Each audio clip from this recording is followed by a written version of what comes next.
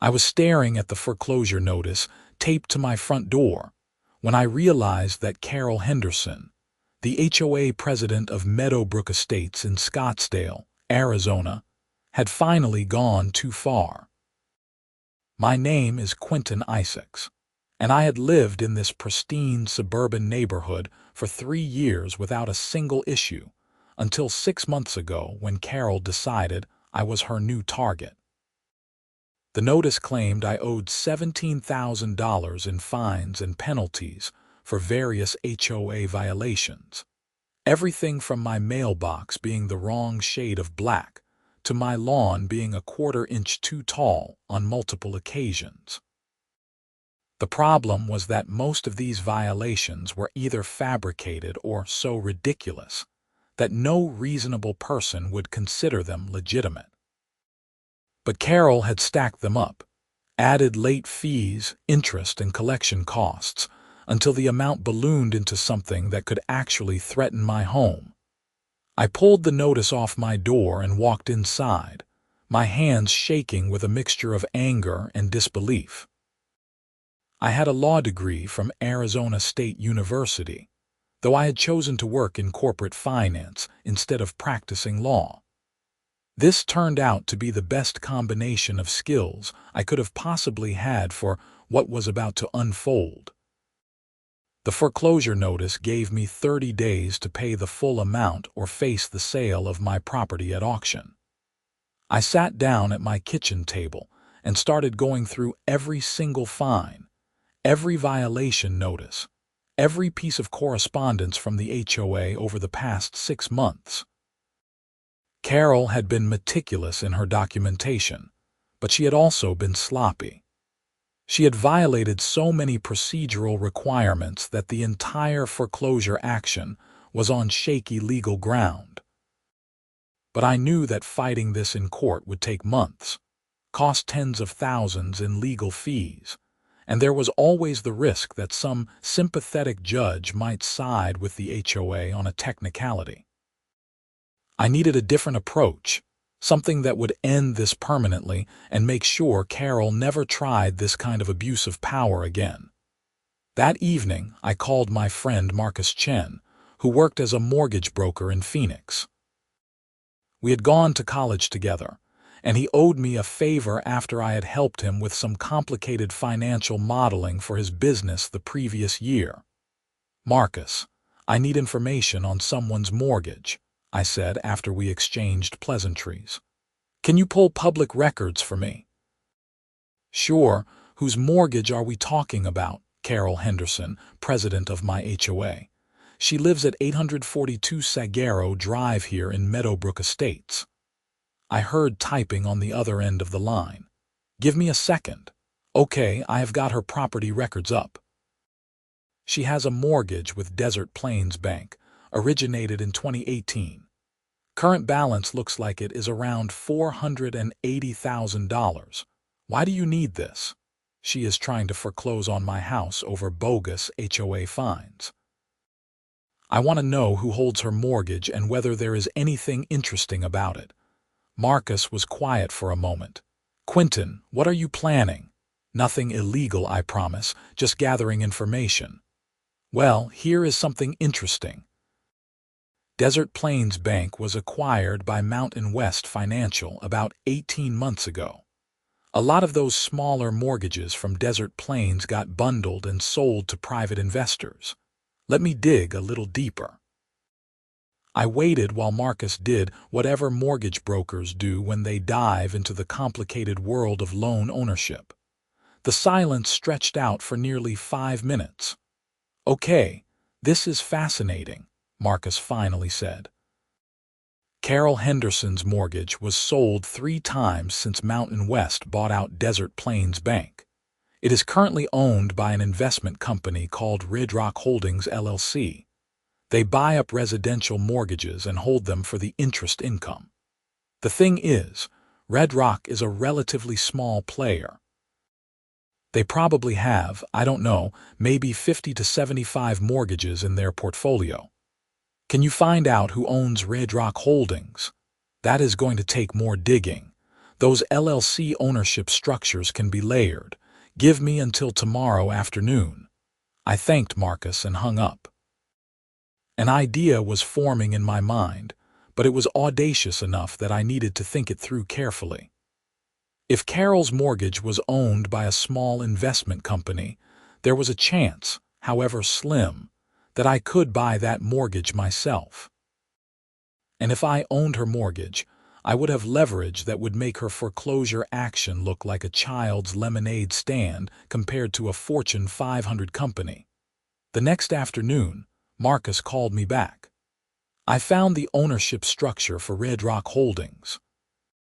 It is owned by 3 partners, all based in Nevada. They set it up as a passive income investment strategy. From what I can tell, they are not particularly sophisticated investors, just guys with some money looking for better returns than the stock market. Do you think they would sell individual mortgages from their portfolio? Probably, if the price was right. These kinds of investors are usually looking for liquidity. They might be happy to sell at a small premium and redeploy that capital. Why, are you thinking of buying Carol's mortgage? That is exactly what I am thinking. Marcus whistled low. That is playing hardball, man, but it would work. If you own her mortgage, you own her debt. You could call the loan due, start foreclosure proceedings, all the things she is trying to do to you. Can you make the introduction to Red Rock Holdings? Keep my name out of it initially. I want to know if they are willing sellers before I show my hand. I can do that. Give me a few days. While Marcus worked on making contact with Red Rock Holdings, I focused on building my defense against Carol's foreclosure action. I wrote a detailed response disputing every single fine, citing the specific procedural violations and how they were assessed. I documented everything with photographs, timestamps, and references to the HOA's own governing documents. By the time I finished, I had a 50-page document that would make any court battle very expensive for the HOA, but I did not file it yet. I wanted to hold that in reserve while I pursued my other strategy. 3 days later, Marcus called with good news. The partners at Red Rock Holdings are interested in talking. They have been looking to liquidate some of their portfolio to invest in a commercial property deal. I told them I had a client interested in purchasing individual mortgages at a premium. They want to know which ones you are interested in. Just one. Carol Henderson's mortgage. Offer them $500,000 for a mortgage with a balance of $480,000. That is a 4% premium, which is better than they would get from almost any other buyer. They are going to want to know why you want that specific mortgage. Tell them it is a property in a neighborhood I am familiar with, and I like the loan-to-value ratio. They don't need to know anything else. Marcus made the pitch, and 2 days later, I had a term sheet from Red Rock Holdings agreeing to sell me Carol Henderson's mortgage for $500,000. The transaction would take about 3 weeks to close, including all the paperwork, title work, and regulatory requirements. I liquidated some investment accounts, took out a bridge loan against my own house, and pulled together the $500,000. It was most of my liquid net worth, but if this worked the way I planned, it would be worth every penny. During those 3 weeks, Carol ramped up her harassment.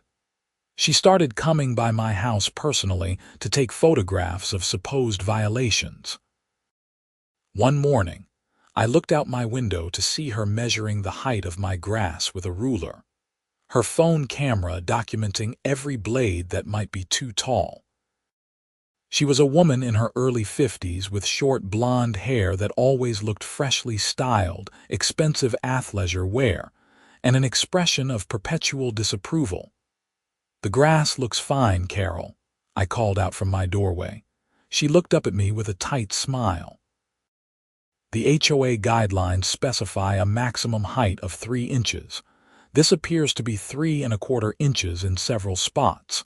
That is a violation, Quinton. You measured wrong. It is exactly 3 inches. I have photographic evidence that says otherwise. This will be another $500 fine. Add it to the pile. I will see you in court. Her smile widened. You are not going to court, Quinton. You are going to lose your house. The foreclosure sale is scheduled for 23 days from now. Unless you come up with $17,000, plus whatever additional fines you have accumulated, you will be out on the street. Maybe that will teach you to respect the rules that keep this neighborhood beautiful. I wanted to tell her right then what I was doing, but I held my tongue. Timing would be everything. The mortgage purchase closed on a Friday afternoon. I received confirmation from the title company that I was now the legal owner of Carol Henderson's mortgage. Her loan, her debt, her monthly payment, it all belonged to me now. I spent that weekend reading through every single page of her mortgage documents, looking for anything that would give me leverage. What I found was even better than I had hoped. Carol's mortgage was a standard 30-year fixed-rate loan, but it included an acceleration clause that allowed the lender to call the entire loan due immediately if the borrower was in default on any other secured debt. This was a standard provision in many mortgages, designed to protect the lender if the borrower was over-leveraged. I did some more digging into Carol's financial situation through public records. She had taken out a home equity line of credit 2 years ago for $75,000, also secured by her property. That HELOC was with a different lender, Southwest Community Bank. I called in another favor with Marcus to find out the status of that HELOC. She missed a payment 3 months ago, Marcus told me after checking. Looks like she caught up the next month, but she is running a balance of $68,000 on the line, pretty close to maxed out. Why do you need to know this? Because if she is in default on that HELOC, even temporarily, I can call her entire first mortgage due immediately. The acceleration clause in her mortgage specifically allows for that. Quinton, you are playing with fire here. Are you sure you want to go this route? She tried to take my house over a 1/4 inch of grass, Marcus. I am absolutely sure. I spent the next week monitoring Carol's HELOC account. I had Marcus set up alerts through his system so I would know immediately if she missed a payment or was late. I did not have to wait long. The HELOC payment was due on the 15th of the month, and when the 16th came and went without a payment, I knew I had my opening. I drafted a formal notice of default and acceleration. According to the terms of Carol's mortgage, I had to provide her with written notice that her loan was being called due, citing the specific default that triggered the acceleration clause. I had the notice hand-delivered to her house by a process server on the 18th, giving her the maximum surprise. The process server called me after he delivered the documents. She opened the door, looked at the papers, and her face went completely white. She asked me who sent this, and I told her it came from the holder of her mortgage. She tried to ask me more questions, but I just told her everything she needed to know was in the documents. I waited. I knew Carol would immediately start trying to figure out what was happening, who owned her mortgage, and how this was possible. I had instructed the title company and mortgage servicer that all communications regarding the Henderson mortgage should come directly to me, and my name should be on every piece of correspondence. My phone rang at 7:30 that evening. It was an unknown number, but I answered anyway. Quinton Isaacs. It was Carol's voice, but it had lost all its usual smugness. She sounded shaken. Hello, Carol. What the hell is this? Why did I receive a notice about my mortgage from you? Because I own your mortgage, Carol. I purchased it 3 weeks ago.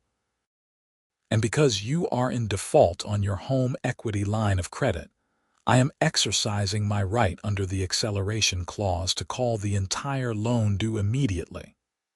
You have 30 days to pay me $480,000, or I will foreclose on your property. The silence on the other end of the line lasted for at least 10 seconds. When Carol finally spoke, her voice was barely above a whisper. You cannot do this. I absolutely can. It is all laid out in your mortgage documents. You should read them. I did very carefully. You missed a HELOC payment last month, which put you in default on secured debt. That triggered the acceleration clause. This is completely legal and above board. I will sue you. This is retaliation for the HOA foreclosure action. Sue away, Carol. I am enforcing the terms of a contract you signed. The fact that you are also trying to illegally foreclose on my property is completely separate.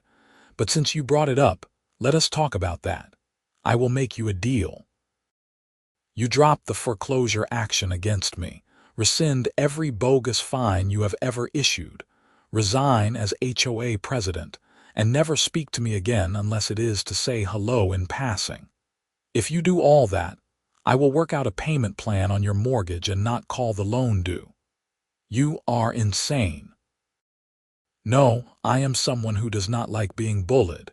You tried to take my house because you enjoy having power over people. Now you are getting a taste of what that feels like.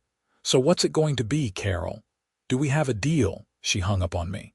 I was not surprised. People like Carol never back down easily. They had to be pushed all the way to the edge before they would accept reality. The next morning, I received a call from an attorney named Donald Preston.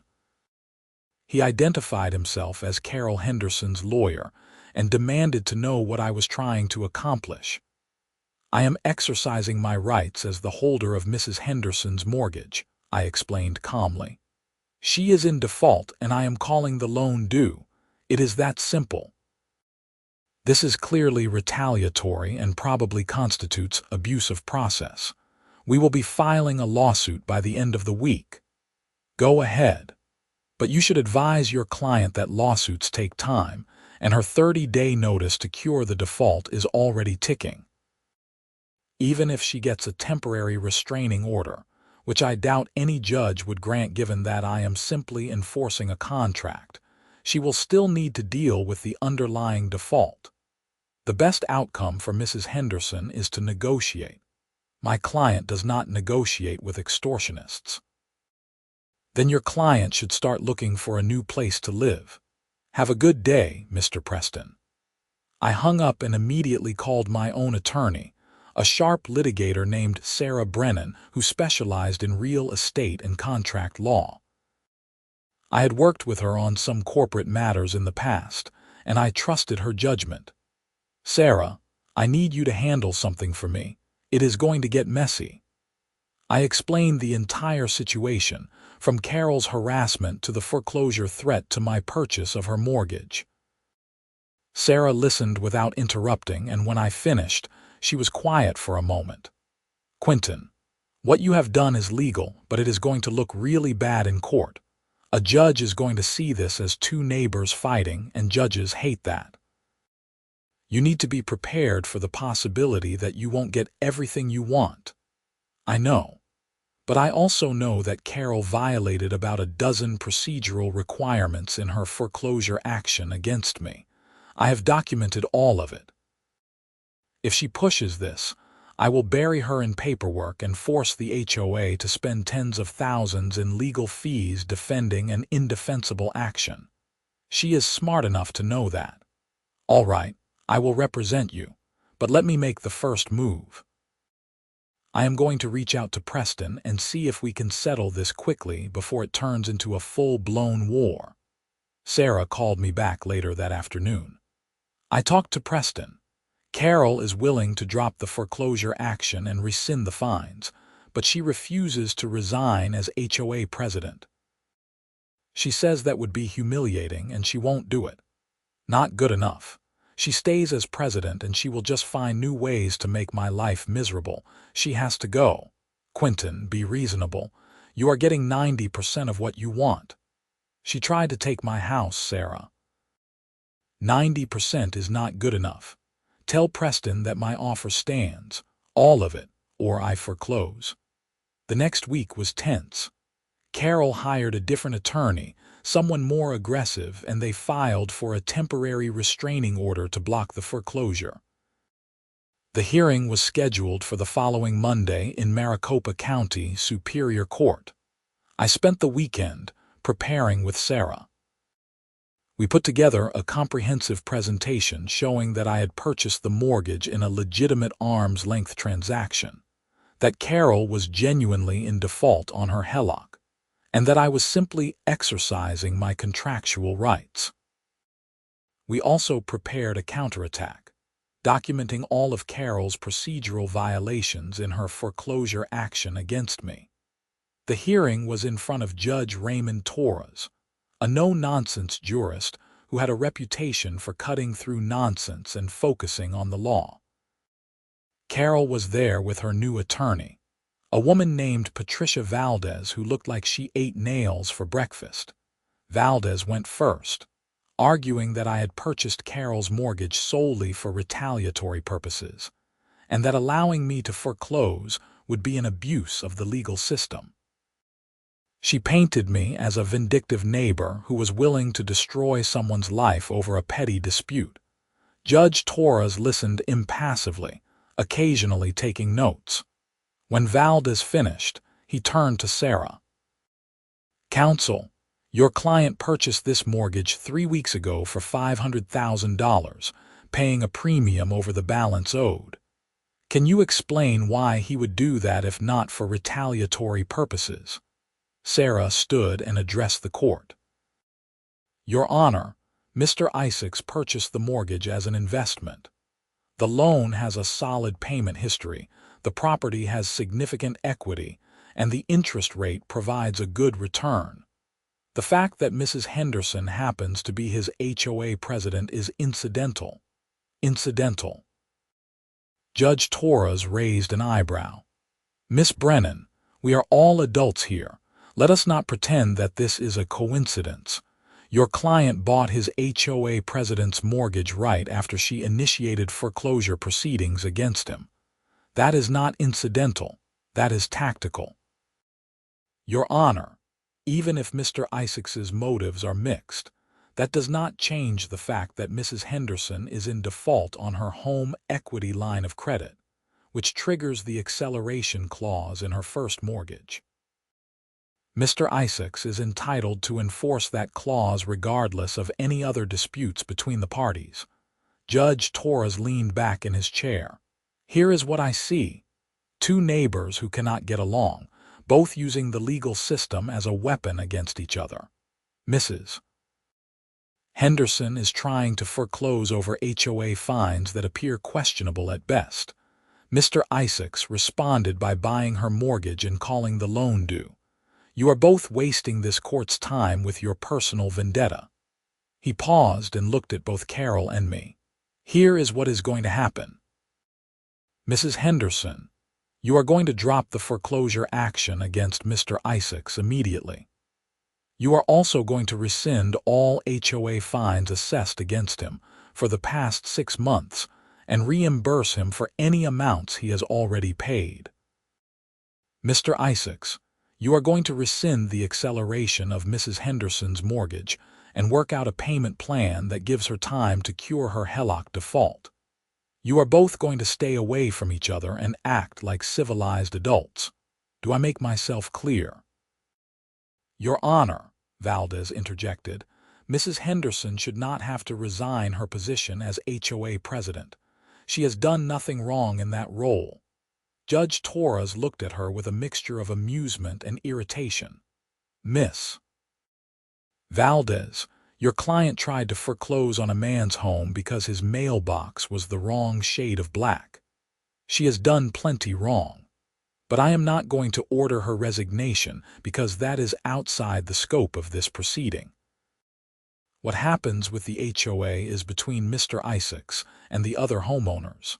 He banged his gavel. "The temporary restraining order is denied. Both parties have 1 week to implement what I have just outlined." If I see either of you in my courtroom again over this dispute, I will sanction both of you. Are we clear?" We both nodded.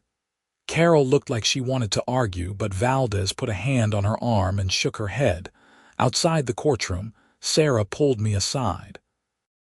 "That was the best outcome you could have hoped for, Quinton. Take it and move on. She gets to stay as HOA president. For now. But you have your house, your fines are rescinded, and she knows you can make her life very difficult if she comes after you again.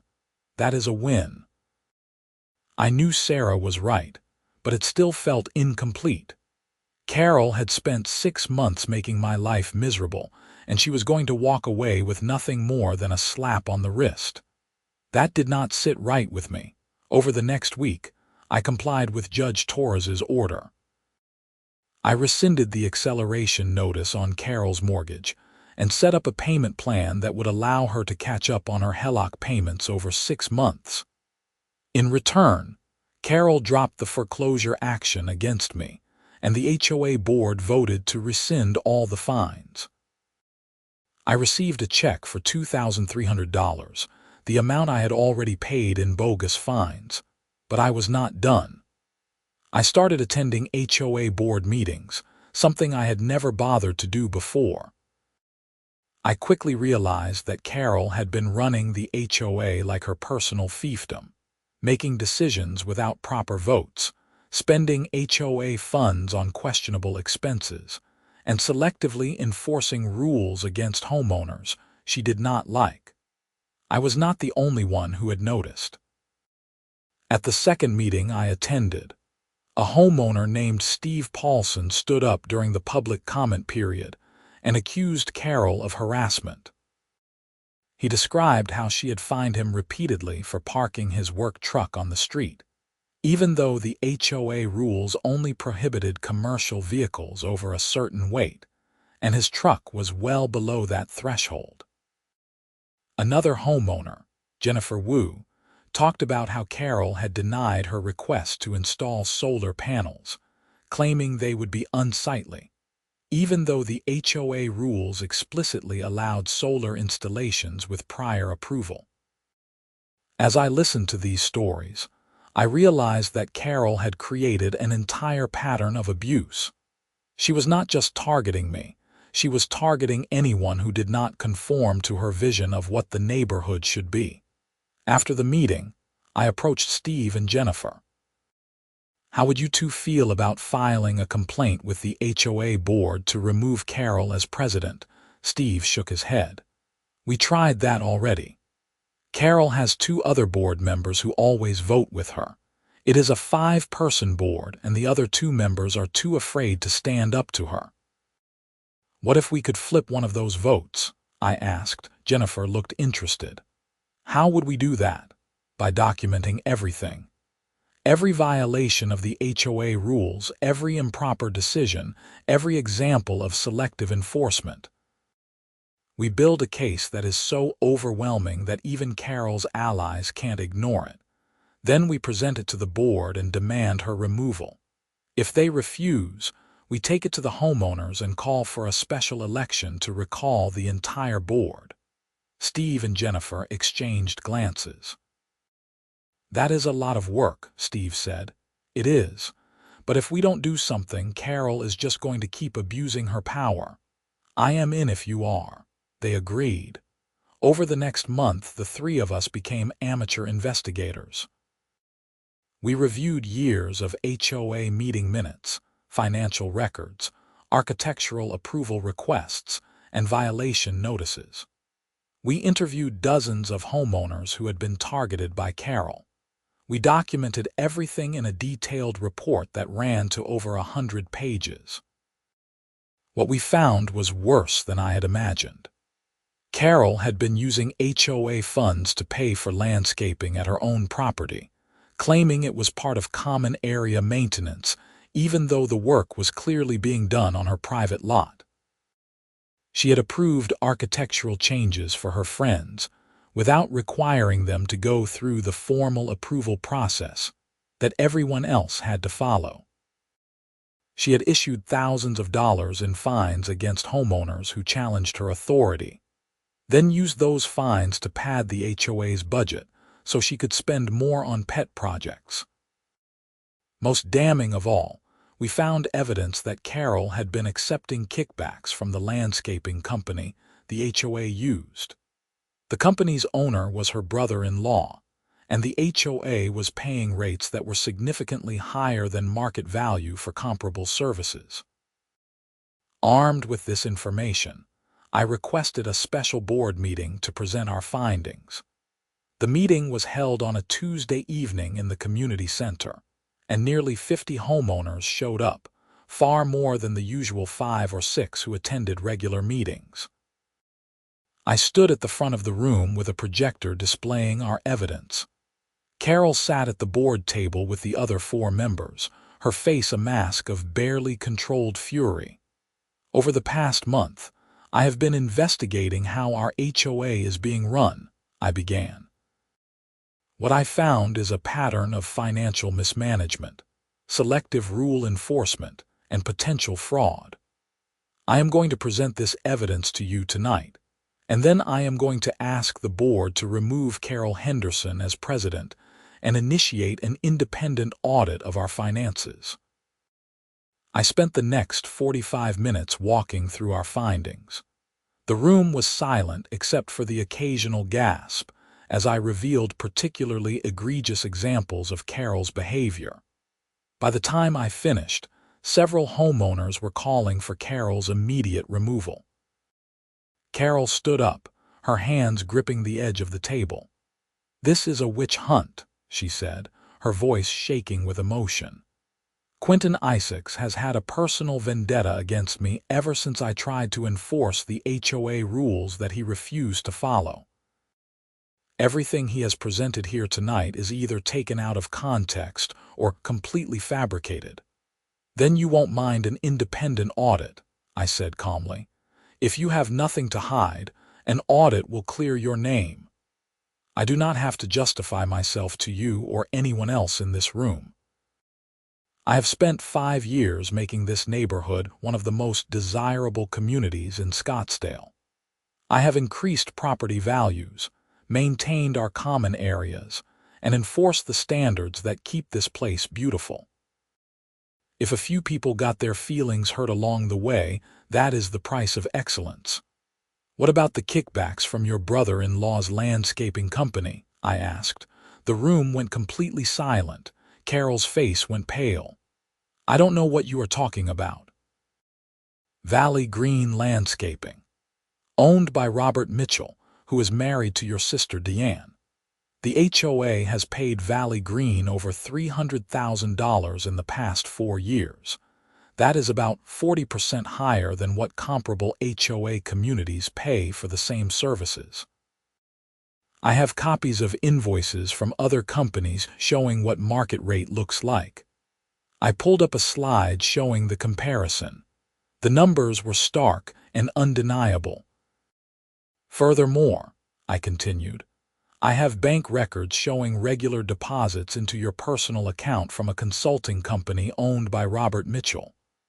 The deposits started about 6 months after Valley Green became the HOA's landscaping contractor. The timing is suspicious, to say the least." "How did you get my bank records?" Carol demanded. "That is illegal." "I did not get your bank records, but your reaction just confirmed that the deposits exist. Thank you for that." The room erupted. Homeowners were standing, shouting questions at Carol, demanding answers. The other board members looked shell-shocked. One of them, a retired accountant named George Ramirez, stood up and held his hands up for quiet. "Carol, is this true? Have you been receiving payments from the landscaping contractor?" Carol looked around the room like a trapped animal. I could see her calculating whether she could lie her way out of this, or if she needed to admit the truth and try to spin it. "I have done some consulting work for Robert's company," she finally said. "That is completely separate from my role as HOA president. There is no conflict of interest." "Except that you are the one who recommended Valley Green to the board," George said. "And you are the one who has consistently voted to renew their contract, despite multiple homeowner complaints about their pricing and service quality. That is absolutely a conflict of interest, Carol." George turned to the other board members. "I move that we immediately suspend Carol Henderson as president pending an independent investigation into these allegations. Do I have a second?" Another board member, a woman named Rita Gonzalez, quickly seconded the motion. The vote was 4-1, with only Carol voting against her own suspension. She was effectively removed from power in less than 10 seconds. Carol gathered her things and stormed out of the meeting, but not before turning to me and saying, "This is not over, Quinton. I will make you pay for this." "Looking forward to it, Carol," I replied. The independent audit took 6 weeks and confirmed everything we had suspected. Carol had systematically abused her position for personal gain, costing the HOA tens of thousands of dollars in unnecessary expenses and fraudulent payments. The auditor recommended that the HOA refer the matter to law enforcement for potential criminal charges. The board voted unanimously to do so. 2 weeks later, Carol Henderson was arrested at her home and charged with fraud, embezzlement, and abuse of fiduciary duty. The charges carried a potential sentence of up to 5 years in prison. I was not there when she was arrested, but several neighbors told me about it. Apparently, Carol had tried to argue with the police officers, insisting that this was all a misunderstanding and that she had done nothing wrong. They handcuffed her anyway and led her to the patrol car while her husband watched from the doorway, looking devastated. The arrest made the local news. A reporter from the Arizona Republic called me for comment, and I gave a brief statement about how homeowner associations need oversight and accountability to prevent abuse of power. The story ran with a headline about HOA corruption, and suddenly, our little neighborhood dispute had become a cautionary tale for communities across the state. Carol's criminal case moved slowly through the system. Her attorney negotiated a plea deal where she would plead guilty to 1 count of fraud in exchange for probation, restitution, and a permanent ban from serving on any HOA board in Arizona. She also had to pay back $78,000 to the Meadowbrook Estates HOA, covering all the fraudulent payments and inflated contracts. As for her mortgage, I held on to it for about 6 months before selling it back to a commercial lender at a small profit. I had made my point, and I had no interest in being Carol's banker for the next 30 years. The new lender offered standard terms, and Carol's payments continued without interruption. The HOA elected a new board with George Ramirez as president. One of their first acts was to completely rewrite the enforcement procedures to prevent the kind of selective harassment that Carol had engaged in. They also hired a professional management company to handle day-to-day operations, taking power away from any single individual. I was asked to join the board, but I declined. I had spent enough time dealing with HOA politics to last me a lifetime. Instead, I went back to my normal life, working in finance and enjoying my home without the constant threat of bogus violations and harassment. About a year after everything settled down, I was getting my mail one afternoon when a moving truck pulled up to Carol's house. I watched as movers loaded furniture and boxes, clearly preparing for the Hendersons to leave. I had heard through the neighborhood grapevine that Carol and her husband were getting divorced, and that the house was being sold as part of the settlement. As I stood there watching the movers work, Carol came out of the house carrying a small box. She saw me and froze. For a moment I thought she might ignore me and just get in her car, but instead she walked over. "I suppose you are happy," she said. There was no anger in her voice anymore, just exhaustion. "I am not happy, Carol. I am just glad it is over. You destroyed my life. You know that, right? I lost my position, my reputation, my marriage. All because you couldn't follow a few simple rules." I looked at her for a long moment before responding. "Carol, you did this to yourself. You could have been a good HOA president, someone who worked with homeowners instead of against them. But you chose to use your position as a weapon. You tried to take my house because it made you feel powerful. Everything that happened after that was just consequences. I was trying to maintain standards. This neighborhood was beautiful because people followed the rules. No, this neighborhood was beautiful despite you, not because of you. And now it is going to be even better because people can live here without being afraid of their own HOA." Carol looked like she wanted to say something else, but instead, she just turned and walked back to her house. That was the last time I ever spoke to her. The moving truck left that evening, and a few weeks later, a young couple with 2 small kids moved into Carol's former house. They were friendly and normal, exactly the kind of neighbors a community should want. I welcomed them to the neighborhood and offered to help if they needed anything. Life in Meadowbrook Estates returned to normal. The HOA functioned the way it was supposed to, maintaining common areas and enforcing reasonable standards without harassment or abuse. Property values actually increased once word got out that the neighborhood had cleaned house and implemented proper governance. As for me, I learned some valuable lessons from the whole experience. I learned that standing up to bullies is worth the effort, even when it seems overwhelming. I learned that knowledge of the law and financial systems can be just as powerful as any weapon. And I learned that sometimes the best revenge is not just defeating someone, but making sure they can never hurt anyone else the same way. I also learned to read my mortgage documents more carefully, a lesson that I am sure Carol learned as well, though probably too late to do her any good. The story of what happened in Meadowbrook Estates spread through Scottsdale and the surrounding communities. I started getting calls from homeowners in other neighborhoods who were dealing with similar issues with their own HOAs. I could not help all of them directly, but I wrote up a detailed guide on how to document HOA abuse, when to seek legal help, and how to organize other homeowners to push for change. I posted it online, and it got shared thousands of times. Some people called me a hero. Others said I had gone too far, that buying Carol's mortgage was vindictive and cruel. I understood both perspectives, but I did not regret my actions.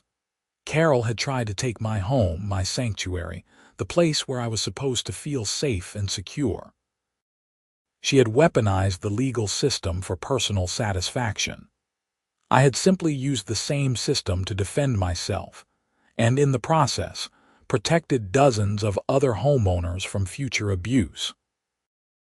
On a quiet evening about 18 months after the whole thing started, I was sitting on my back patio enjoying a beer and watching the sunset paint the Arizona sky in shades of orange and purple.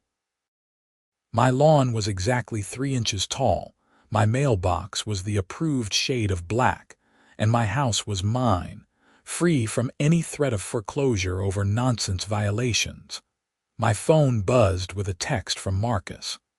"Saw your old HOA president's house sold. She ended up taking a loss on it in the divorce." "Karma is real, man," I smiled and texted back. "Karma had some help, but yeah, it is real." I finished my beer and went inside, closing the door on that chapter of my life. The foreclosure notice that had started everything was framed and hanging in my office, a reminder that sometimes the best defense is an overwhelming offense, and that no bully is invincible, no matter how much power they think they have. The Meadowbrook Estates story became something of a legend in HOA circles, a cautionary tale about what happens when power goes unchecked, and when someone finally decides to fight back with equal force. Law schools in Arizona started using it as a case study in contract law and fiduciary duty. Real estate attorneys cited it in negotiations with HOA boards. For me, it was just a wild year that taught me more about human nature, power dynamics, and the American legal system than any textbook ever could. I had gone into it just wanting to save my house. I came out of it having dismantled a corrupt system and helped restore accountability to a community that desperately needed it. And every time I looked at that foreclosure notice hanging in my office, I was reminded that the best response to someone trying to take everything from you is to make sure they understand that you are willing and able to do exactly the same to them. Not out of cruelty, but out of necessity. Because sometimes that is the only language a bully understands. George Ramirez turned out to be an excellent HOA president. He ran the association with transparency and fairness, holding regular town halls where homeowners could voice concerns without fear of retaliation. The professional management company he hired handled violations with consistency and common sense. If your grass was a little too tall, you got a friendly reminder, not a $500 fine. If your mailbox needed repainting, you got 90 days to take care of it, not a foreclosure threat. Under George's leadership, the HOA actually became something positive. They organized neighborhood events, negotiated group discounts for homeowners on various services, and even established a community fund to help neighbors who fell on hard times. It was everything an HOA should be, and nothing like what Carol had created. I eventually did join the board, about 2 years after Carol left. I figured I owed it to the community to help maintain the positive changes we had fought for. My role focused on financial oversight, making sure we never again ended up in a situation where one person could abuse their position for personal gain. We implemented strict controls, regular audits, and multiple approval requirements for any significant expenditure. The experience also changed my career trajectory. I left corporate finance and started a consulting business, helping homeowner associations implement proper governance and financial controls. The demand was overwhelming. Apparently, there were a lot of Carol Hendersons out there and a lot of communities that needed help cleaning up the messes they left behind. My first client was an HOA in Temp, where the president had been running a similar kickback scheme with a pool maintenance company. Using the same investigative techniques I had developed with Carol's case, I helped them document the fraud, remove the corrupt board members, and recover over $100,000 in improper payments.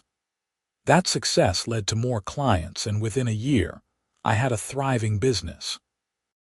I hired Steve Paulson and Jennifer Wu, my fellow investigators from the original Carol Henderson case, to help with the growing workload. We became known as the people you called when your HOA had gone off the rails. We were not cheap, but we were effective, and we had a perfect track record of cleaning up corruption and restoring accountability. The irony was not lost on me. Carol Henderson's attempt to destroy my life over petty power games had inadvertently given me a new career, a sense of purpose, and the satisfaction of knowing that I was helping people avoid the nightmare I had gone through. I ran into Carol one more time, about 3 years after she moved away. I was at a Starbucks in Phoenix, and she was in line ahead of me. She looked older, tired, and nothing like the perfectly put-together HOA president I remembered. When she turned and saw me, recognition flashed across her face, followed by something that might have been shame or regret. "Quinton," she said quietly. "Carol, how are you?" "I am fine. Living in Mesa now, working as a receptionist at a dental office." There was an awkward silence, I could see she wanted to say something but was not sure how to start.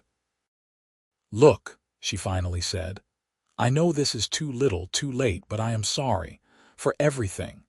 I got caught up in the power, in being important, in controlling things. I forgot that I was supposed to be serving the community, not ruling it." I nodded. "I appreciate you saying that." "Did it have to end the way it did? With the arrest, the criminal charges, everything?" "Yeah, it did. You had multiple chances to back down, to do the right thing. You kept pushing. At some point, consequences had to happen. I lost everything." "You did not lose everything, Carol. You lost the things you should not have had in the first place. The power you abused, the money you stole, the position you exploited. You still have your freedom, your health, a chance to rebuild. That is more than a lot of people get." She nodded slowly. "I see you are doing well.